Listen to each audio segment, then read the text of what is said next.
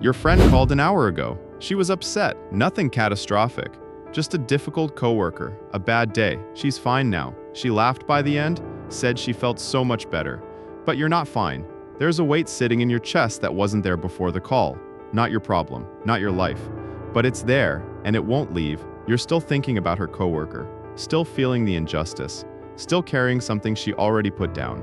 You've been told you're too sensitive, that you need thicker skin. But psychology tells a completely different story. There are 6 traits that define people who don't just feel other people's pain, they carry it, and the first one explains everything. The first trait is somatic emotional transfer. Your body responds to other people's emotions before your mind has time to process them. Most people feel empathy cognitively. They hear someone is struggling and think, that sounds hard, and feel something mild and passing. You don't work that way. When someone near you is anxious, your shoulders tighten. When someone is grieving, you feel it in your throat, your stomach, the back of your eyes. When someone is angry, even if the anger isn't directed at you, your nervous system registers it as threat.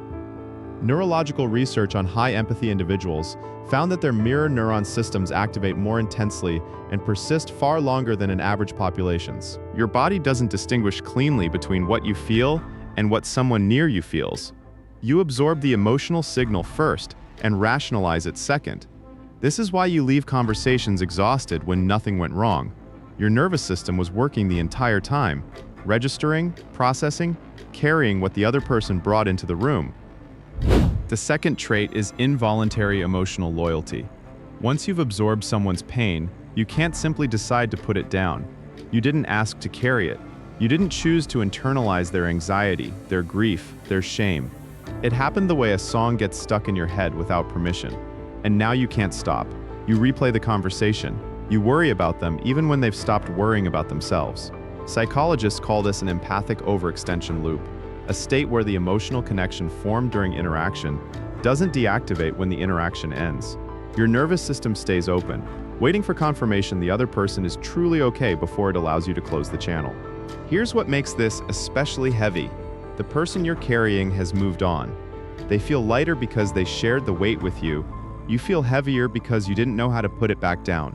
You became the container, and nobody told you that was the role you were playing. But wait, because the next trait is the one that almost nobody names out loud. And if you've ever walked into a room and immediately known something was wrong without a single word being spoken, you need to hear this. The third trait is emotional radar that never turns off. You read rooms, people, and unspoken tension automatically, constantly, without choosing to. You walk into a gathering, and within minutes, you know who's uncomfortable. You can tell from a single text whether someone is actually fine or just performing fine. You notice when a couple is fighting, even though they haven't said a word. You pick up the slight edge in someone's voice that everyone else missed entirely. This isn't a party trick. It's exhausting. Because once you've noticed the tension, you can't unnotice it. You feel implicated in it. You adjust your behavior, soften your tone, try to make it better. Researchers studying hypermentalizing, the tendency to overprocess social and emotional cues, found this trait is strongly correlated with early environments where reading people wasn't a choice. It was survival. Children who grew up in unpredictable households, where an adult's mood determined the emotional weather of the entire room, developed hair-trigger emotional radar as an adaptive mechanism. It kept them safe. The problem is, it never learned to turn off. Long after the childhood environment changed, the scanning continued. If this channel is new to you, the work we do here is about understanding why you are the way you are, not fixing you, not changing you, just finally giving you language for something you've felt your whole life. Subscribe if you want more of that. The fourth trait is compassion without boundaries. You feel compelled to help even when it costs you deeply. You know what it's like to say yes when everything in you wanted to say no, to show up for someone's crisis at midnight when you were already running on empty, to listen to the same painful story for the 15th time without showing impatience, because you could feel how much they needed to tell it again. There's genuine beauty in this. You have a capacity for sustained compassion that most people simply don't have. But here's the shadow side. When you don't have boundaries around how much you give, you don't just get tired. You get lost. You stop knowing where you end, and the other person begins. Psychologist Judith Herman describes this as identity diffusion through caretaking, a gradual erosion of self-knowledge that happens when someone consistently prioritizes others' emotional experiences over their own. You give so much attention outward that you lose the thread back to yourself. This isn't weakness. This is what happens when enormous capacity operates without structure. The fifth trait is guilt as a default emotion. You feel responsible for things that are not your fault and for feelings that were never yours to fix. Someone is unhappy in your presence, and your first instinct is to wonder what you did. A conversation ends awkwardly, and you replay it looking for the moment you caused it. Someone you love is struggling, and no matter how much you've given, some part of you whispers, "It's not enough." This guilt isn't logical. You know that, but it runs deeper than logic. It lives in the nervous system, in the body, in the part of you that learned very early that other people's emotions were somehow connected to your behavior. Developmental psychologists call this hyper-responsibility, an over-attribution of causal responsibility to oneself for interpersonal outcomes.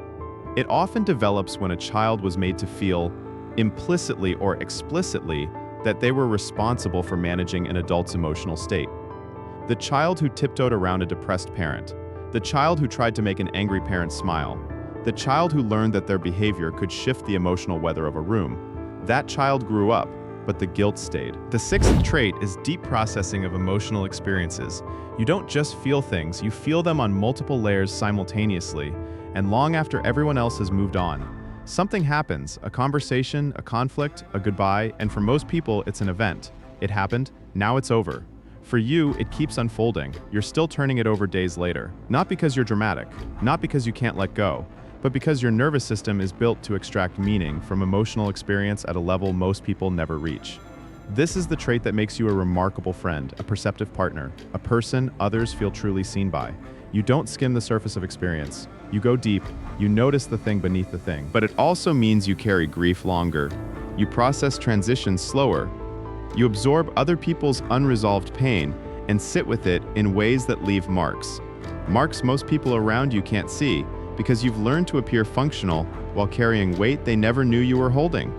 Researchers studying depth of processing in high-sensitivity populations consistently found that individuals who process emotional stimuli more deeply also show greater retention of emotional memory, stronger physiological responses to interpersonal events, and a heightened need for solitude as a recovery mechanism, not because they dislike people, but because being around people costs them more than they let on. You have always felt too much. You've probably tried to dial it down, tried to be more like the people who seem to move through the world without being rearranged by it. But here's what those people will never have: the ability to make someone feel genuinely, completely understood, the capacity to hold space for pain that would overwhelm most people. The depth of connection that only comes from someone who doesn't just hear you, they feel you. Your nervous system is not broken. It was built differently, built to carry what others can't hold, built to see what others don't notice, built to feel at a frequency most people will never reach. The work isn't to become someone who feels less. The work is to learn that you can care deeply without disappearing, that you can feel other people's pain without forgetting that you're allowed to put it down. You were never too much. You were always exactly enough in a world that didn't always know what to do with someone like you. Which of these 6 traits hit closest to home? Drop the number in the comments. And if this video describes someone you know, share it with them. They probably need to hear this more than you know.